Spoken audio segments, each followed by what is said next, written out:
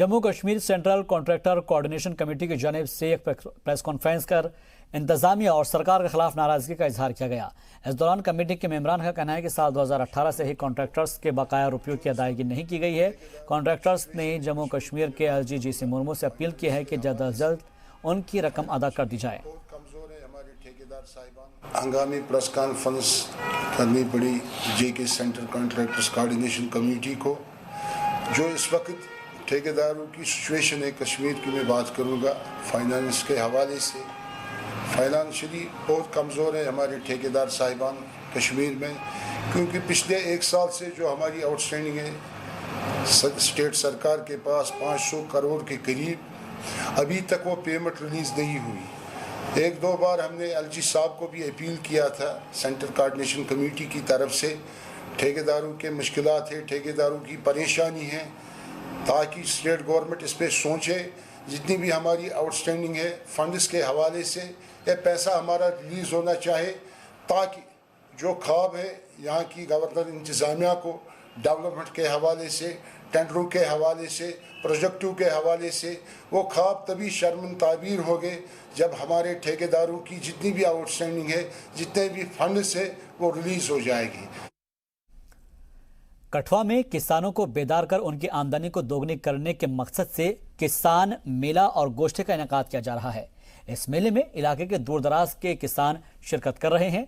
मेले में एक्सपर्ट्स की जानिब से किसानों की आमदनी को दोगुना करने के लिए कई तरह के मशवरे और जानकारियां भी दी जा रही है। रिपोर्ट देखिए। कठुआ के कृषि विज्ञान केंद्र में कृषि विज्ञान केंद्र और इफ्को के इश्तराक से किसान मेले और फसल विचार गोष्ठी का इनेकाद किया गया। मेले का इफ्तिताह शेर Kashmir university of agriculture and science and technology के VC डॉक्टर KS रिसम ने किया।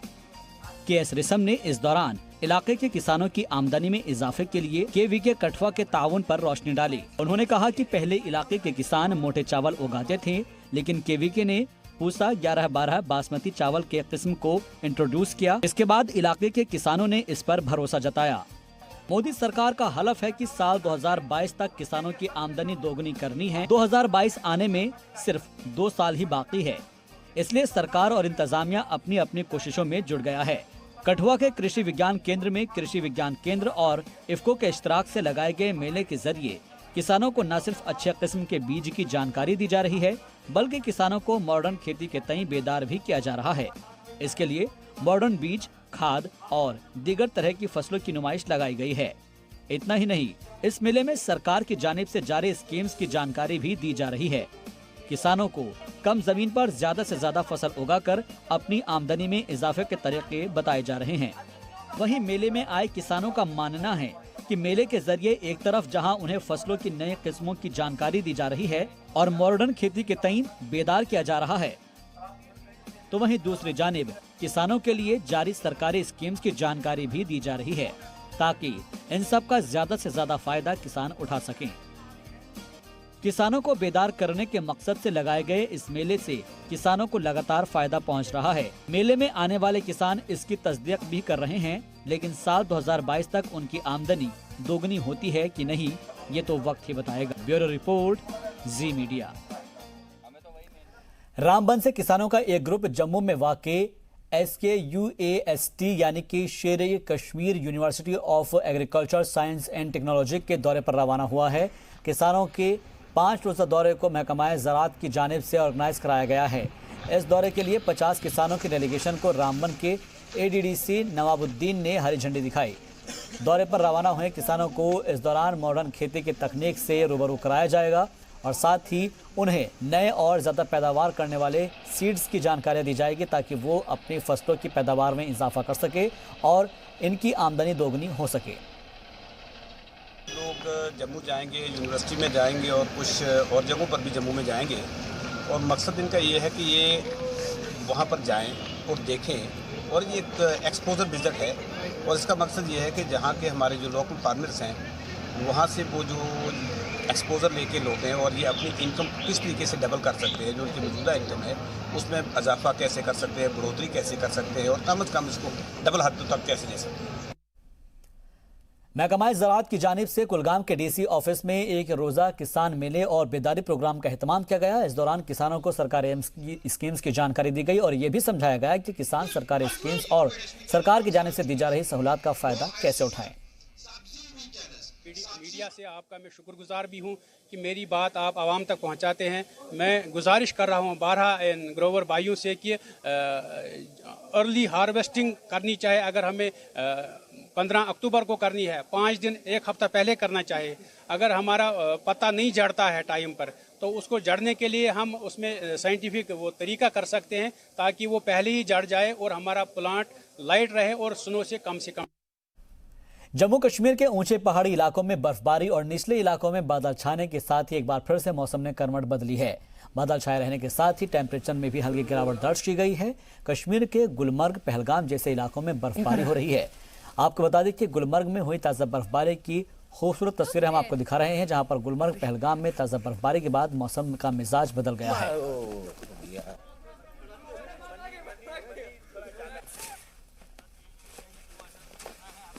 पुंछ के एलओसी के पास रहने वाले नौजवानों को आर्मी की जानिब से फौज में दाखिल होने की ट्रेनिंग दी जा रही है और इस ट्रेनिंग में कसीर तादाद में नौजवान भी शिरकत कर रहे हैं और फौज की इस पहल से वो काफी खुश हैं।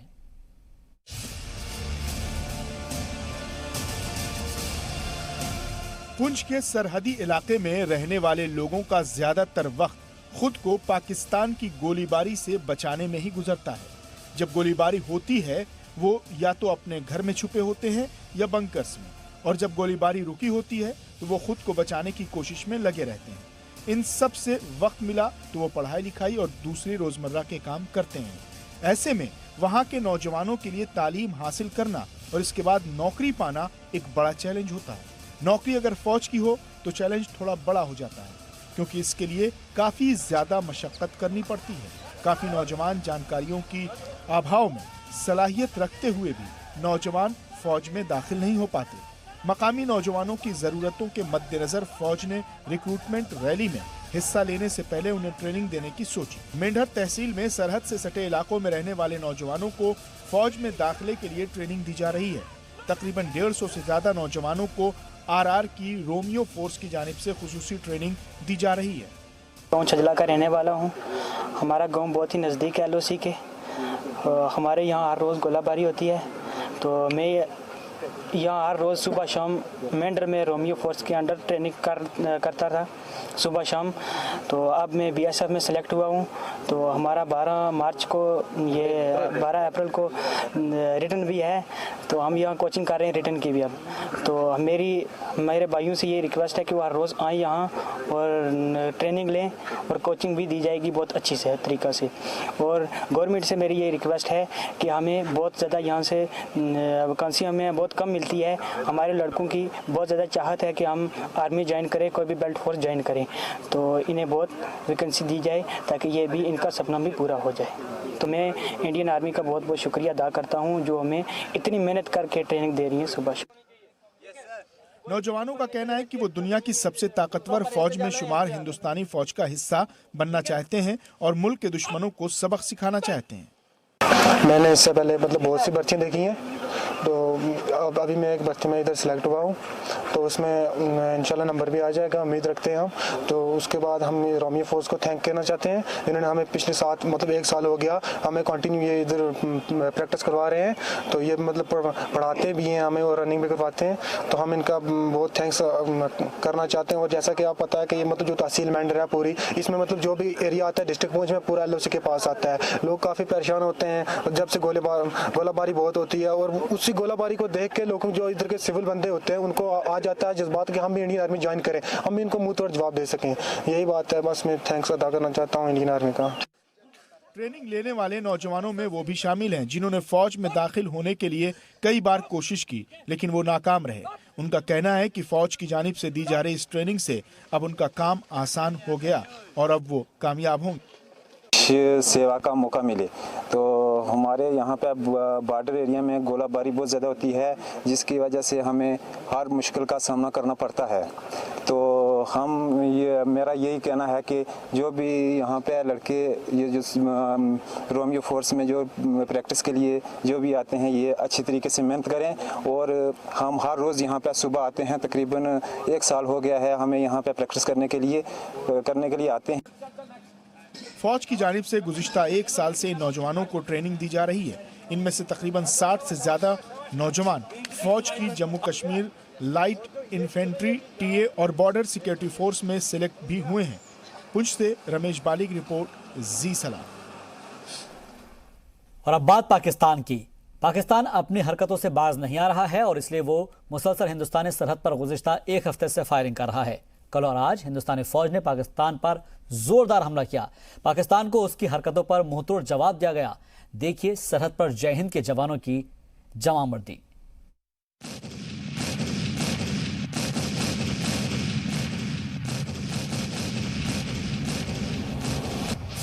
पाकिस्तान देख लो अपनी बर्बादी के सबूत। पहाड़ी पर दिख रहे धुएं का ये गुबार पाकिस्तान की चौकियों के तबाह होने का गवाह है। हिंदुस्तानी फौज ने उसी की जुबान और उसी के अंदाज में पाकिस्तान को अहम सबक सिखाया है।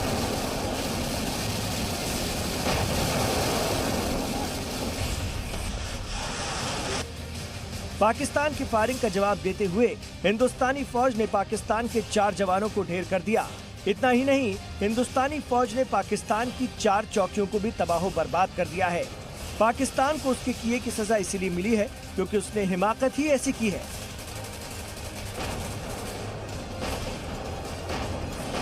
दरअसल दहशतगर्दों की दरअंदाजी कराने के लिए पाकिस्तान पिछले 1 हफ्ते से बॉर्डर पर फायरिंग कर रहा है। पाकिस्तानी फौज अपनी गोलीबारी में रिहायशी इलाकों को निशाना बना रही है। पाकिस्तानी फौज जम्मू कश्मीर के पुंछ के बालाकोट और मेंढर सेक्टर में हिंदुस्तानी चौकियों को निशाना बना रही है। हालात ये हैं कि सरहद पर रहने वाले हिंदुस्तानियों को अपनी जान बचाने के लिए छिपना पड़ रहा है।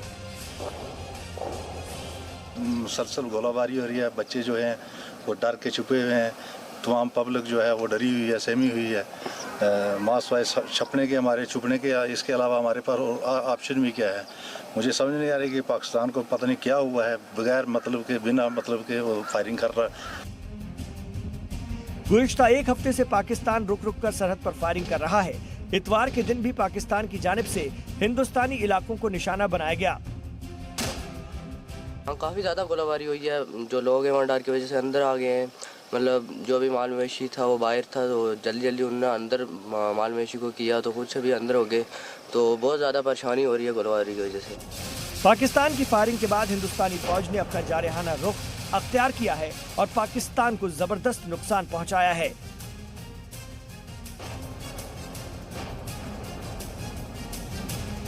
दरअसल पाकिस्तान की इस फायरिंग के पीछे कई सबब हैं, जिसका इंकिशाफ हम करने जा रहे हैं। सरहद पर फायरिंग करके पाकिस्तान लॉन्चिंग पैड से दहशतगर्दों की दरअंदाजी कराने की फिराक में है। इसके अलावा पाकिस्तान में महंगाई और कंगाली है, जिस पर से तवज्जो हटाने के लिए पाकिस्तान हिंदुस्तानी सरहद पर फायरिंग कर रहा है। पाकिस्तान की फायरिंग की एक और बड़ी वजह है जम्मू कश्मीर से दफा 370 खत्म होना। 370 खत्म होने के बाद से कश्मीर में दहशतगर्दी के वाकयात में कमी आई है। यहाँ तक कि अब कश्मीरी नौजवानों के दहशतगर्द तंजीमों में भर्ती होने की तादाद में भी कमी वाक़ई हुई है। एक अंदाजे के मुताबिक पहले जहाँ हर महीने 14 कश्मीरी नौजवान दहशतगर्द तंजीमों में भर्ती होते थे, अब वो तादाद कम होकर सिर्फ 5 रह गई है। दहशतगर्दों के जनाजे में भी अब पहले से कम कश्मीरी नौजवान नजर आते हैं। नए कश्मीर से पाकिस्तान इस कदर खौफजदा हो गया है कि उसने सरहद पर फायरिंग बढ़ा दी है, लेकिन उसकी लाख कोशिश पर मोदी सरकार की पॉलिसी धीरे धीरे ताला लगा रही है और अब पाकिस्तान के पास सिवाय बौखलाहट के और कुछ भी नहीं बचेगा। ब्यूरो रिपोर्ट, जी मीडिया।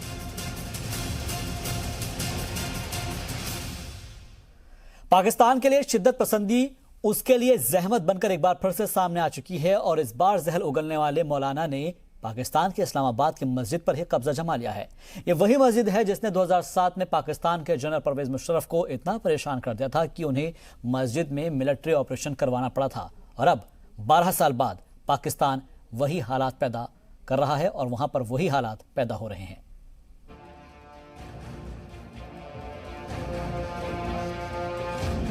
12 साल बाद पाकिस्तान में फिर लाल आतंक की आहट। 10 जुलाई 2007 की वो तारीख जब पाकिस्तान की राजधानी इस्लामाबाद पाकिस्तानी फौज के टैंक के गोलों और बंदूक की गोलियों की आवाजों से दहल उठी थी। पाकिस्तानी फौज के टैंक एक मस्जिद को दहशतगर्दों के कब्जे से छुड़ाने के लिए ऑपरेशन में मसरूफ थे। उस मस्जिद का नाम था लाल मस्जिद। 2007 की वारदात इस्लामाबाद में 2020 में भी दोहराई जा सकती है। एक बार फिर पाकिस्तानी फौज इस्लामाबाद की लाल मस्जिद पर 12 साल पहले जैसा ऑपरेशन अंजाम दे सकती है। ऐसा इसीलिए क्योंकि पाकिस्तान की राजधानी इस्लामाबाद की मशहूर लाल मस्जिद पर फिर से एक बार कब्जा हो गया है। इस बार मौलाना अब्दुल अजीज ने मस्जिद पर कब्जा कर लिया है। उसने खुद को वहां का मौलाना करार दे दिया है। पाकिस्तान सरकार महंगाई और माली बहरान के जाल में फंसी हुई है। इस मौके का फायदा उठाते हुए दहशतगर्दों के हिमायती मौलाना ने इस्लामाबाद की लाल मस्जिद पर कब्जा कर सीधे सीधे वजीर आजम इमरान खान को चैलेंज दे दिया है। मौलाना अब्दुल अजीज के इरादे किस कदर खौफनाक हैं, इसका अंदाजा इसी बात से लगाया जा सकता है कि इस बार वो अपने साथ 100 खवातीन तालिबात को लाल मस्जिद में ले गया है ताकि किसी भी ऑपरेशन के दौरान वो लड़कियों को अपनी ढाल बना सके। लाल मस्जिद में मौलाना अब्दुल अजीज के घुसने के बाद इंतजामिया ने मस्जिद को बाहर से घेर लिया है। मस्जिद के बाहर तारबंदी कर दी गई है और सलामती दस्तों को भी तैनात कर दिया गया है। लाल मस्जिद में मौलाना के साथ घुसी तालिबात अपनी ही हुकूमत की मुखालफत में नारे लगा रही हैं।